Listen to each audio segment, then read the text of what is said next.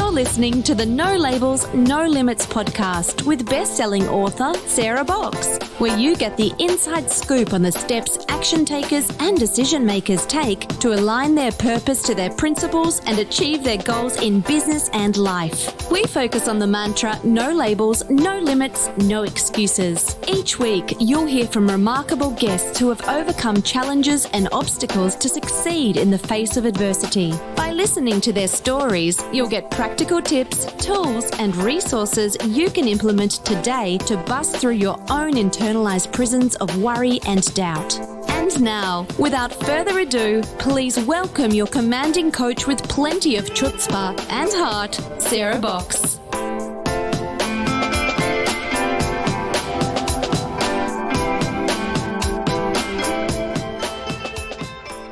Welcome to this episode of the No Labels, No Limits podcast, a podcast all about helping action takers and decision makers like you align their purposes to their principles and achieve their goals in business and life. Hi, I'm Sarah from Sarah Box Coaching and Consulting, and I'm here to tell you that the life you want is possible with the right support, mindset, and strategy. On today's podcast, we are joined by Teri Johnson. Teri was a featured speaker on the Assess for Success Grow and Retain Top Talent in Nonprofit Organizations Virtual Summit, and she was a hit. We decided to share her presentation with our No Labels podcast audience because I believe the information she shared is valuable for every action taker and decision maker, regardless of where you work or spend your time. Let me tell you a bit more about Teri. Teri helps business leaders, managers, and employees improve performance, effectiveness, and engagement through personal development workshops and coaching. One of her significant contributions is helping to develop leaders who inspire innovation and high performance in their teams. Her goal is always to help people do what they do best at work and in life by stepping confidently into the roles in which they have evolved. So to create and sustain high-performance culture within an organization, Teri uses the research-based concepts of strengths-based development and employee engagement. Her clients have come from companies such as Microsoft, IBM, Mobile, the City of Redmond, Moore & Associates, and Boeing. And that's what made her stand out for me when I was selecting summit speakers. In this episode, Teri talks about how we can apply strengths in the workplace.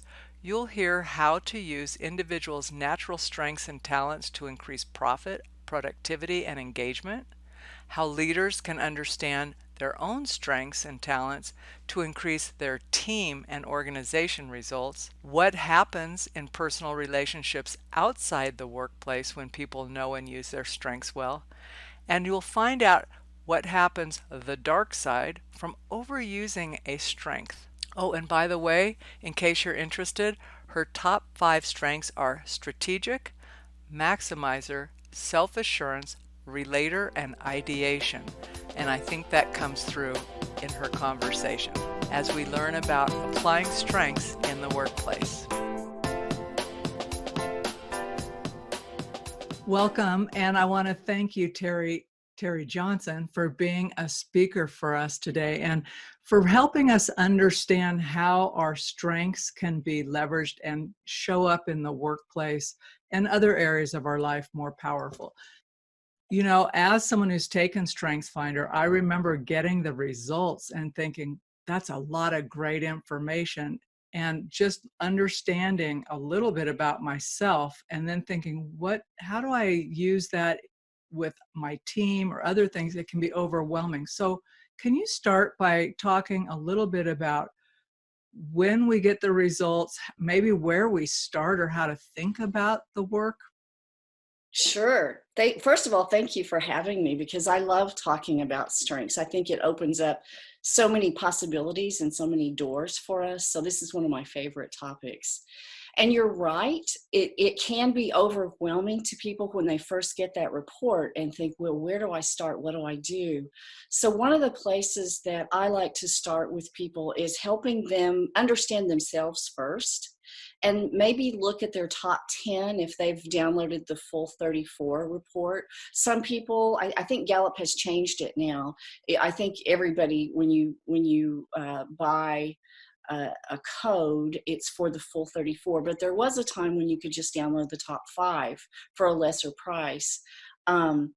So we start by looking at that and looking at what are the contributions of that strength. So what does it mean that I have, like for me, my number one is strategic thinking. And what does that mean? What does that mean to my family? What does that mean to any group or team I'm part of? And we look at the contributions that strength brings. And each strength brings not only a contribution, but it brings needs with it. So for instance, with strategic thinking, I want to know what the big picture is. I don't want to get too granular until I know where we're headed from like the 40,000 foot view. So we look at what do they need to be at their best? And then we look at, and what is the lens that they see through? Like, how do they see the world? And to continue with that example of strategic thinking, I think one of the things that is helpful to the people that I work with is that strategic thinking lens for me is recognizing relevant patterns in everything. And I can help people connect the dots who don't easily see that. So does that make sense, Sarah? It does. It makes perfect sense. It, of course, raises a lot of other questions for me. But so let's step back then and think, okay, I'm running an organization. I could be small, or I could have a large team of staff. And I may be the person, though, wearing many hats, who's also responsible for keeping my eye on the HR or the culture, right? The culture of the organization. So even before we get into thinking about what are people's strengths, if I had not taken StrengthsFinder, but I thought, this feels like a fit, or it might be a fit, can you just do a little bit of the thought and the science behind it? I know you've been studying this for many years and using it with clients for many years. So can you give us a bit of a framework for the tool, and then we can talk a little bit more about how that could be rolled up so organizations can leverage the strengths that they have already. Okay, so this is going to be especially significant to those people who have the strength of analytical, because they are all about the numbers and the data. And Gallup has done an amazing job of gathering data from all over the world for the people who have taken strengths, the StrengthsFinder assessment. And one of the figures that was really interesting to me is that the odds of someone else having your top 5 in the same order that you have them are 1 in 33 million people. So we really are unique, just like that, that the thumbprint or the snowflake. There's not anybody else out there just like you. You're unique. But Gallup has done a really good job, and they make it very accessible. They share their research freely, so you can go to the Gallup website and just type in research and look at all of their white papers, all the numbers that they've gathered. Really is a phenomenal amount of information, and you can go as deep into that as you want to. So when is the right time for an organization to apply StrengthsFinder? Is there a right size, a right developmental stage? I think it's valuable no matter what stage you're in. And the reason is because the number one complaint I get from people who manage or lead other people is the people issues, the drama. We hear about drama on a team. And understanding your team members, whether you work, let's say you're an organization that has 7 members in your whole organization, or you may have thousands, but no matter who your core team is, understanding how they operate, how they see the world, and what you can sort of lean into them for, what you can count on them for, diffuses the drama. in those interactions. And I can give you an example if you like. I would love that. I think for those of us who are not leading with an analytical viewpoint, the example is helpful. Yeah. Let's say that your organization is rolling out a new idea, a new something, some initiative that you're going to do. And you've got 6 people in the room, and you get to maybe the third piece of that idea that you're rolling out. And Joe is up off his feet, eager to get going, and says, I've got to go. I want to get moving on this right away. And Sally over here is saying, what are you talking about? We don't even know all the pieces yet. Well, Joe may have activator in his top strengths. And activator means that he is really energized by taking action on ideas. And so when that spark hits Joe, he wants to get moving. He's got that first action that he wants to take. And Sally may be deliberative. She may be somebody who really likes to take her time and think of an initiative from every angle. How would this affect these people? How would this affect our vendors? How would this affect our contributors? How would this affect us as a team? And so she likes to take her time. And right away, if they didn't have that understanding about each other, they could come to loggerheads. You know, they could get really dramatic, and it could cause a problem. So what I've seen in the teams that I work with is when teams understand that about each other, they'll say, go, Joe, we'll fill you in on the details later. It's like, it just gives us a shorthand for working with each other. So if I'm understanding correctly, the purpose is to understand and to kind of leverage off of those strengths, and not necessarily say to Joe, hey, you have to slow down because it makes Sally, who's more deliberative, stressed out, but to allow Joe to kind of rise up in his capacity to get things going. Right, to lean into his own strengths, because the research shows that we're going to exponentially have success by operating from within that realm of natural talent that you were born with. It's innate to you. That's what strengths are. They're the things that are so natural to you that you might even overlook them because you've always done it that way or seen it that way. So you don't even really count them as a virtue or a contribution. You just think that's who you are. So, I lost my place. What were we talking about? Well, that's okay with me because I like to kind of go with the conversation. But you were talking about, like, does Joe have to fit in, or do we just figure out as a group how to let him shine while the other folks who maybe need something different are getting those needs met? You know, I think that's it depends kind of question, but for the most part, the more we can allow people to operate in that realm of strength without putting constraints on them, the higher their performance is going to go. And there's also an idea of a strength can be dialed up too high. And here's an example that I have seen so far. One of the ones that I love to see if there's a project that you really want someone to take ownership for is responsibility. If somebody has a strength of responsibility, I know it's going to get done. I don't have to follow up with them. I know because I've seen that strength in play enough times that they'll accomplish it. But I also know that there's a risk that responsibility can be dialed up too high. And when it's dialed up too high, people can take on too many things and have a hard time saying no. My plate is full, or not now. My plate is full. Come back to me in 6 weeks, or come back to me whenever. So one of the things that when we're working with teams and individuals, we teach them how to really look at what's happening.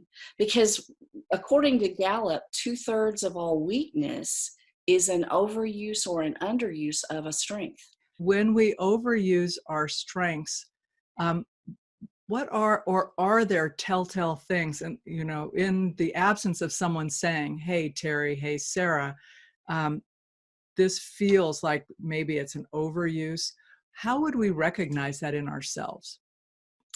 Well, I think anytime you're butting heads with other people, something is off a little bit. Somebody may have a strength dialed up. So in the example we used earlier, where Joe was on his feet, ready to go activate, ready to take action, it could be that Joe's activator strength is dialed too high.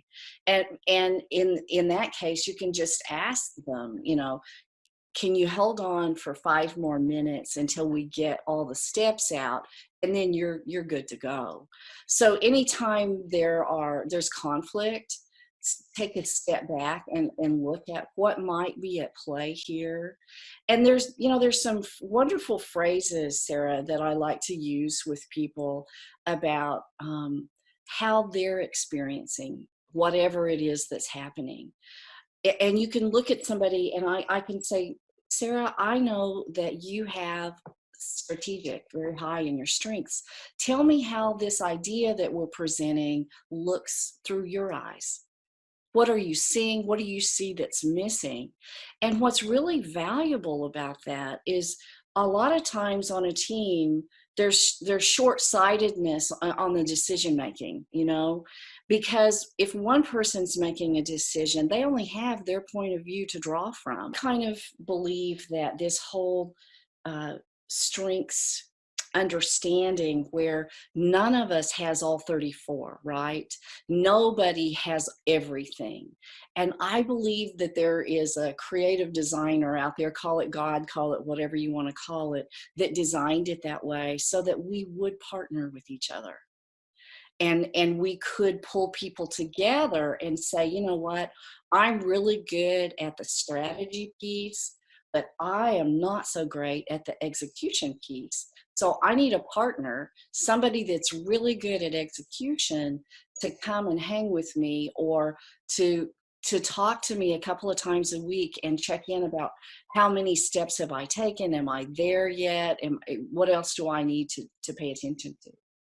So collaboration is one of the most exciting things about strengths that I love. I love that piece of it. Well, let's dive into collaboration a little bit more. So folks who live in the nonprofit sector or who get their funding through grants and foundation, a number of things, that is actually one of the conversations over the past decade plus, right? People who are investing, they want to know that you're collaborating, that they're not just funding you in a silo, someone else next to you and doing duplicative work. So let's just say now we've got 5 or 6 organizations working on a collaborative project. Okay. And you've got the leaders of the organizations in the room. I'm trying to really think about how to roll this up and get people thinking broader, because I think what you're talking about here is so powerful in looking at strengths, right? So we can look at kind of those objective measures of an organization's strengths, like financing, staff, those things. But this ability to step back and recognize and lift up other people's strengths so that together you get a better result, brings to me two questions. One is, would you use that in a group that is forming, right? So they may be like I'm describing, this pod, a small pod that represents an extended group of people. So they are the leaders. Would you have them do something like StrengthsFinders and personality-wise to see where that would be, where that could be an impediment or a bonus to the relationship? If I was bringing groups together like that, like especially when you said they might come from different organizations, I might do something that shows an interdependence model, a collaboration model. And if you can just imagine a diamond, and on the left side of the diamond, it's somebody who's at dependence, somebody who's waiting, they're not taking action, they're just kind of passive, they're waiting, waiting, waiting. So nothing's going to get done when somebody's at that. We call those bottom 3 points of that diamond the toxic triangle. If you go to the other side and you've got somebody that's tired of the waiting and they just think, okay, I'm just going to do this myself, I'm just going to operate independently, I'm just going to handle it, it feels really good for a minute or two, but then you've left your team behind, you've left your collaborators behind, and you're serving you, but it's not serving the whole very well. And then at the bottom of that toxic triangle, you've got codependence, which is kind of transactional. It's like the meeting after the meeting where you complain about whatever was said or whatever decisions were made, and you feel a little bit better because you've joined somebody in their complaining, but that's not really serving the whole either. And so then at the top of that diamond, you've got interdependence. And at interdependence, I serve us so we can serve others. So it has that sense of deeper purpose at the apex. And that's the place where you want to reside with your strengths and with each other as an intact team, and when you're collaborating with the community at large. That's one of the, I think the most powerful pieces that I've seen in successful groups is when they're working together for a larger purpose beyond themselves as individuals, or even their own organization, right? They're either doing it for a community level purpose or the people they serve. Right. There's something about that deeper purpose that calls us to a higher perspective. It calls us to a different place.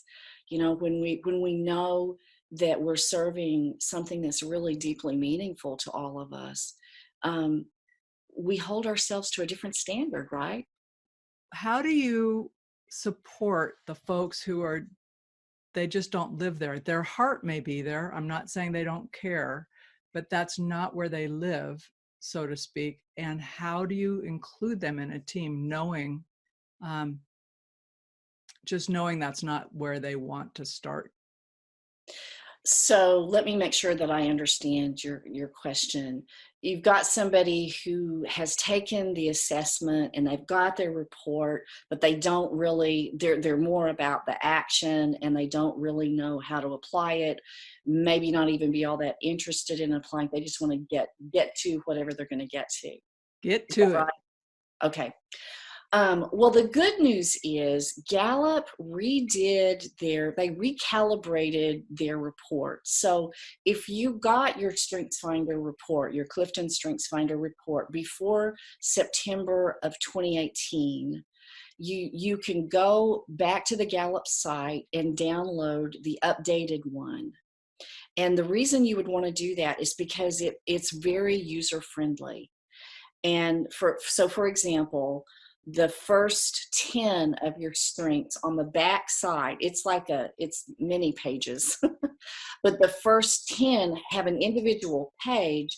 And on the back side of that page, like, so for me, for strategic, it has, here's how you can invest in this particular strength. And it has ideas for you, ways for you to invest in that strength. And you might just take one action item. And it also has something that I think is hugely valuable, especially if you lead anybody or if you do work as part of a team. And here are potential blind spots. Because we all have blind spots. We all have things that we just can't see. They're so innate to us that we just don't see them, and we don't see how they impact other people. And so a person, you know, if I were working with somebody who had just taken their assessment, I would say, let's take a look at your top, 3 or 4, 5, whatever, and see where you'd like to start, because they'll recognize where they want to experiment with taking action to really invest in that strength and make it even better. So when we use the word invest in a strength, are the things that we're investing in, do they all have cost attached to them? And the reason I'm asking this is some of the organizations may be very small, like the example you gave, maybe it's a team of 7, right? We're not in the thousands yet. It's a smaller team. And on the back of their strength, it says you can invest in these. But where the investment is may not be a priority for either the organization or the leader of the organization in the short term. So I guess what I'm asking is, are these things people can do on their own in the event that it's not going to be something driven or like an initiative within the organization? Oh, right. These are very personal to that person. They're individualized to that person, and it can be something as simple as I'm working right now with a vice president of a healthcare organization, and his team got back with him, and all of them have undergone the strengths assessment. And so they feel safe in talking to him, giving him candid feedback. And they said, in our meetings, you're having a hard time getting to the point fast enough. And could you just not ramble? So he took on with, in our coaching conversation, on his commute home, he's practicing taking a complex point, because he works in technology, taking a complex point and just giving the shortened version. And then he practices with his wife at home. So that's an example of investing in a strength. He's investing in his communication strength. Does that make sense? It makes perfect sense. Because I think sometimes that it can be perceived that the investment has to be externally provided for us, like you have to go to a class, or this is what we're going to do as a team, versus someone taking the initiative, and in this case to say, here's something tangible I can do and practice that I will invest in that for myself, which ultimately then helps the rest of the team. Right. So it's just little bite-sized things that you can do to have your strengths show up even more powerfully. What is the case for doing something like this? Is there a tangible, I know you talked about people being able to be more productive, but is there a tangible result, if you will, whether it's in HR terms or some other term, that basically if it were I trying to make the point, I could say, no, here's why we need to do it. This is what's been shown, and this is why this investment is not frivolous. We need to do this. Right. There are lots of numbers on the Gallup site about the ROI for investing in strengths. So performance rises significantly. And I don't have those numbers right at the top of my head. You can look them up, but it's roughly like 66%. Performance rises, profitability rises. And the big one right now that's on everybody's mind, because we're running into a talent shortage. And so one of the big ones is engagement rises significantly, because here's what I've seen that happens when people understand what their own contribution is, their best contribution, and they understand that they're in an organization that cares about them developing and growing. All the research is showing that millennials especially want to be in a place where they can grow. That's huge for them. And it's huge for a lot of us. You have learner number one. That's huge for you. It is huge for me. Yes. And so when people see that, and it makes them feel good about what they do, about what they bring to the table, their confidence rises. And when somebody's confidence rises, the game that they play is elevated, because then they're not worried about how they appear to everybody. They know that they're valued. We teach things like, one of the tools that we use is ICU acknowledgement. And so it's like, if I were to see how somebody in my team really went out of her way to make the new people on the team or the new people joining the organization feel welcome and included, I might acknowledge her publicly for that and say, Julie, the way you make the newcomers get up to speed and comfortable is awesome. And the impact on me is that I feel such a sense of safety about putting them in your hands and knowing that they're going to be up and running quickly, and they're going to feel really good about having joined our organization. It's worth everything. So thank you. Publicly.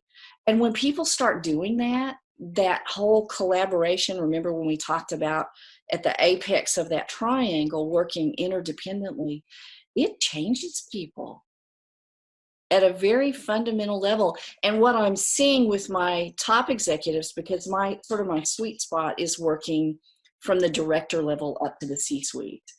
And what I'm hearing from them is that it's changing their families, because when they learn to do this and they learn to do strength spotting, which is a skill that we teach, when they learn to recognize that in their colleagues, they go home and they bring that to their wives and their husbands and their children. And those relationships are changing. So talk about a big shift in the world. This is really creating a lot of positive ripples for people. That's very powerful. And who doesn't like to be acknowledged for something that you enjoy and are good at inherently? Yeah. And making an impact. Yeah, it makes you feel like $1 million, you know? And as everybody learns to do that on your team and they take it home, their relationships with their children change and their children's confidence rises. So it's just it's a win-win-win. It's an investment that pays for itself many times over. So just for someone who might be wondering, they make the decision to go through a StrengthsFinder, have their team do it, whatever size that is, they agree on it. But maybe they're an activator, so they've made the decision, they're just going to do it. What is the best way to roll an initiative like this out so that it does feel safe and exciting for people? I think it operates best when the top leadership takes it first and they get an understanding, and then everybody starts to understand it together. But it doesn't have to be that way, because it's not always that way. I mean, that's the ideal, right? But I have seen, like, for example, I've seen some of our local colleges roll it out with students. And then the effect on those students was so powerful that the administrators started saying, wait a minute, what's happened here? And it trickles up, you know, I mean, it has a profound effect on everybody.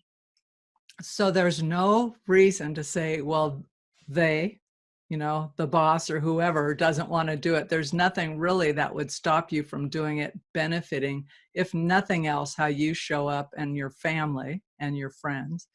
Right. And then kind of having that ripple effect. Right.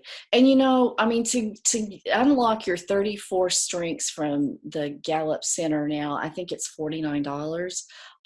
I can't think of a better investment than to understand yourself and the contribution that you bring to your family, to your church, if you have a church affiliation, to your community, than understanding how you can contribute best, you know, what you naturally are gifted and strong at.